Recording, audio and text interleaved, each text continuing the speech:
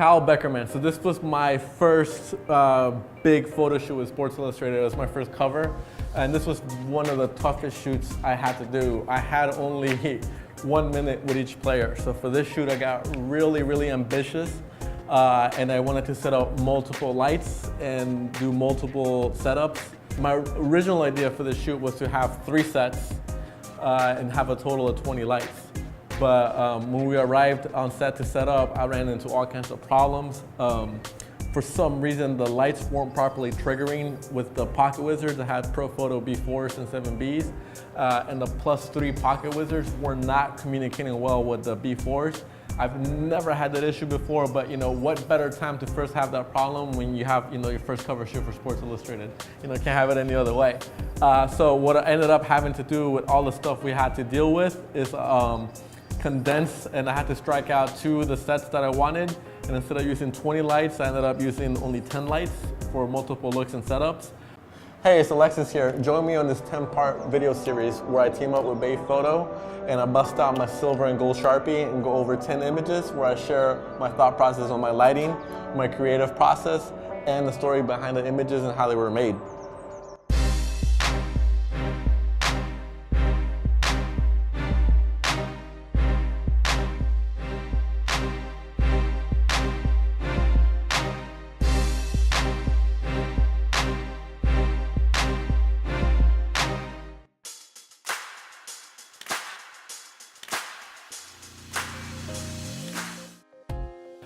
This is one of the looks I wanted to get strictly for myself. And you could actually see here, so like I said, this entire setup here was 10 lights. It was shot, the reason the shoot was really difficult and tough was for a number of reasons. Number one, I said I only had 1 minute with each player. Number two, they didn't necessarily tell me where I was going to be. And I didn't know if I was going to have power or not power, so I ended up having to use all battery packs. And also the start time that we had was at noon, and it was in between the men's, it was at Stanford University, in between the men's locker room and the bathroom, because that was the easiest point to get all the players to come and have their portrait taken. And this is actually the setup that I had, which is 10 lights, and obviously they're all not firing at once. I had them in different groups, and each group did a different look. In each group, I had I had a Pocket Wizard Multi-Max on my camera, and I was running through the setups with the speed cycler. So I had, like I said, a couple different setups here. The one I'm going to focus on here is on the image that I show here at Kyle Beckerman. So that one was actually about a three light setup. So you could actually see it right here. So the main light that's providing right here, the 3 lights that are going off on this one is this one right here, which is the beauty dish. And it's kind of providing a rim light right here. And then this is another light right here. So that's kind of giving him the highlights that you see in his hair, which looks really great. And one of the things that I did to give this a completely different feel and look than the other ones is, if you look here on the side, I have an assistant holding a black board. So what that black board did was provided this entire background right here to go black and give a completely different feel than what the other images had, which was a gray seamless. And also, if you look on the back of the setup too, since I had to shoot a broad daylight and you have sunlight there, so to kind of block, so this is our sun right here. So to block the sunlight to hit him directly, I had a 12 by scrim right here, which you can see here. And that setup, that scrim was completely blocking out the sunlight, and he's lit 100% with strobes. So my settings, usually what I tend to follow for settings, it's, so a lot of photographers are interested in your camera settings, and those are just numbers. There's no necessary rule of thumb. What settings I use is usually dependent on the gear I have access to. If I have a choice and I have full control of the light, I usually like to be at ISO 100.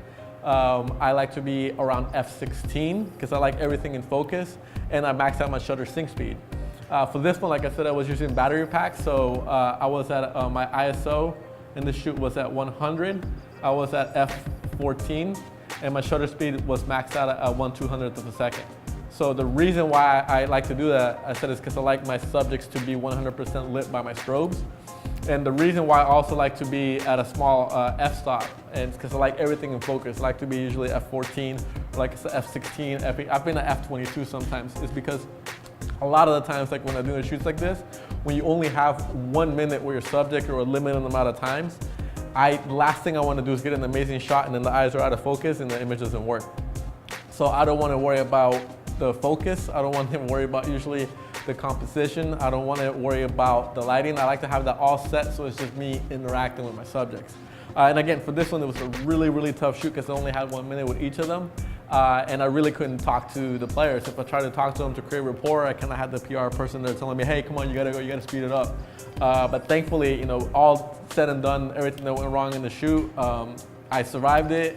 The cover got printed. I photographed all the players, and you know, I got my next shoot. But again, kind of let me draw it out on here, and that's providing, like I said, this great glow that shows up really well in his hair. And then this flare right here is coming from that beauty dish with the grid. And this light right here, that's lighting him on the side, is that softbox that's coming in at this side. So even though I had 10 lights that you could see 10 lights coming here, for this particular shot, it was just this one, this beauty dish, and this one going off. And that's the shot that you have here on the side. And again, I went, instead of forward, I went to the side, and I had that assistant with a black board, and I completely changed the environment, made it all black, and it made it look different, like a completely different set, which what I was going for. Even though I had 1 minute, I was trying to do multiple looks that looked like completely different setups, even though they were all done on the same set.